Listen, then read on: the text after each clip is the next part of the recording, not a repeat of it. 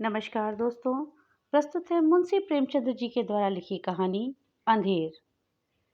साठे में नागपंचमी के दिन सभी जवान लड़कों ने अलग अलग रंगों की कुश्ती के कपड़े सिलवाए। ढोल नगाड़े बज रहे थे क्योंकि कुश्ती का मुकाबला होने वाला था। महिलाएं आंगन को गोबर से लीपकर गीत गाती हुई नाग देवता को पूजने के लिए कटोरी में दूध लेकर जा रही थीं। साठे की तरह ही पाठे दोनों गंगा किनारे बसे हुए गांव थे। दोनों ही गांव के बीच हमेशा से ही मुकाबले होते रहते थे।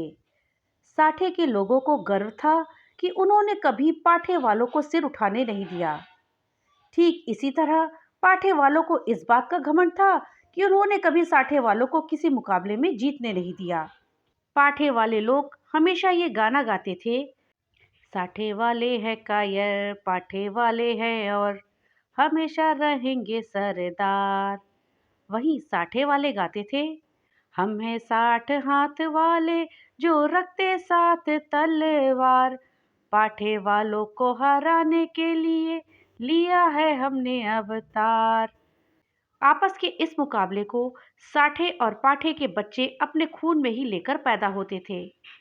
आपसी मुकाबले को दर्शाने का सबसे अच्छा मौका नागपंचमी का ही होता था। इस दिन के लिए दोनों जगहों में साल भर तैयारियां होती थी।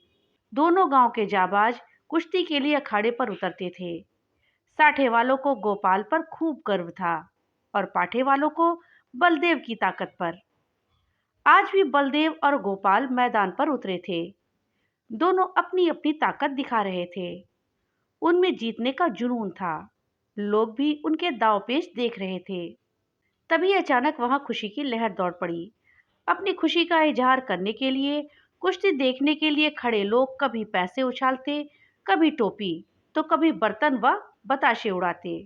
वहां मौजूद लोगों ने गोपाल को गोद में उठा लिया और जश्न मनाने लगे। बलदेव और उसके जीतने की आस रखने वाले लोग मन ही मन निराश हो गए। रात के 10 बजे का समय था। हल्की बिजली चमक रही थी, बारिश पड़ रही थी और पूरी तरह अंधेरा था। सिर्फ अब वहां पर मेढकों की ही आवाज आ रही थी। अंधेरा इतना गहरा था कि साठे की झोपड़ियां भी नजर नहीं आ रही थी। गांव से थोड़ी दूरी पर खेत थे जहां फसल लहलहा रही थी। वहां जंगली जानवरों की आवाज ही आती थी। इसके अलावा कोई दूसरी आवाज आती तो रोंगटे खड़े हो जाते थे। उस अंधेरे में आग की लपटें ही सहारा होती थी। उस लहलहाते खेत की रखवाली करने का जिम्मा हर रात को किसी न किसी का होता था। अब किसानों का गांव था तो खेती बाड़ी की चिंता तो करना बनता ही था। इस रात खेती की देखरेख करने का जिम्मा गोपाल का ही था। चारों तरफ काली अंधेरी रात थी। वो खेतों के आसपास ही था, लेकिन नींद बहुत तेजी से आ रही थी। वो किसी तरह से अपनी नींद को भगाने की कोशिश कर रहा था। इसी कोशिश में कुछ देर बाद गोपाल हल्की आवाज में गाने लगा। तभी गोपाल को पाँव की आहटें सुनाई दी। कान लगाकर गोपाल इन आहटों को सुनने लगा और अब उसकी नींद भी गायब हो गई थी। वो डंडा हाथ में लेकर इधर उधर देख रहा था। तभी उसके सिर पर किसी ने जोर से लाठी मार दी। वो नीचे गिरा और रात भर वही बेहोश पड़ा रहा। बेहोशी की हालत में भी उस पर कई बार वार किए गए। उस पर वार करने वालों को लगा कि वो मर गया है, लेकिन ऐसा नहीं था। हमला करने वाले पाठे के लोग थे, जिन्होंने अंधेरे में अपनी हार का इस तरह से बदला लिया था। गोपाल ना तो पढ़ा लिखा था और ना ही तेज दिमाग वाला। बस उसका शरीर 6 फुट का था और आवाज काफी भारी। मन से ऐसा निडर कि शेर की दहाड़ से भी ना डरे। आज वो चोट खाए हुए अपने घर के बिस्तर पर लेटा हुआ था। रात को हुई इस तरह की वारदात की वजह से गांव में पुलिस पहुंच गई। गांव में पुलिस को देखकर कुछ लोग डर गए तो कुछ लोग रोने धोने लगे। गोपाल ने अपने साथ जो भी हुआ उसकी रिपोर्ट भी नहीं लिखाई। दरोगा ऐसा था कि बिना गाली के उसके मुंह से एक बात भी नहीं निकलती। वो मुखिया से सवाल जवाब करने लगा। मुखिया ने दरोगा से कहा, मुझे माफी दे दीजिए। दरोगा ने पूछा कि अगर मुझे इसी तरह तुझे माफ करना होता तो मैं यहाँ क्यों आता। मुखिया चुपचाप गोपाल की पत्नी गौरा के पास पहुंच गया। उसने कहा कि यह पुलिस वाला काफी बेकार है, पैसों के बिना बात ही नहीं करता, उसे 50 रुपए चाहिए। मैंने उसे बहुत मनाने की कोशिश की, लेकिन वो किसी की एक भी नहीं सुनता। गौरा ने मुखिया से कहा कि पैसे की क्या बात है, बस हमारे पति की जान बच जाए। जान से बढ़कर और कुछ नहीं होता। आज के लिए ही तो कमाया था। गोपाल इन सभी बातों को खाट पर लेटे-लेटे सुन रहा था। उसने कहा कि जब किसी ने कोई गलती ही नहीं की तो 50 रुपए क्यों देना? उसे एक पैसा भी नहीं दिया जाना चाहिए। ये बात सुनकर मुखिया का चेहरा पीला पड़ गया। वो बोले, धीरे से कहो इन बातों को। अगर दरोगा ने सुन लिया तो परेशानी बढ़ जाएगी।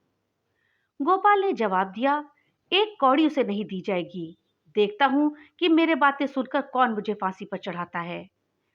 तभी गौरा ने मजाक में ही कहा, ठीक है, आपसे मैं पैसे मांगू तो बिल्कुल भी मत देना। इतना कहने के बाद गौरा अंदर गई और एक पोटली में से पैसे लेकर आ गई। फिर मुखिया को पैसा दे दिया।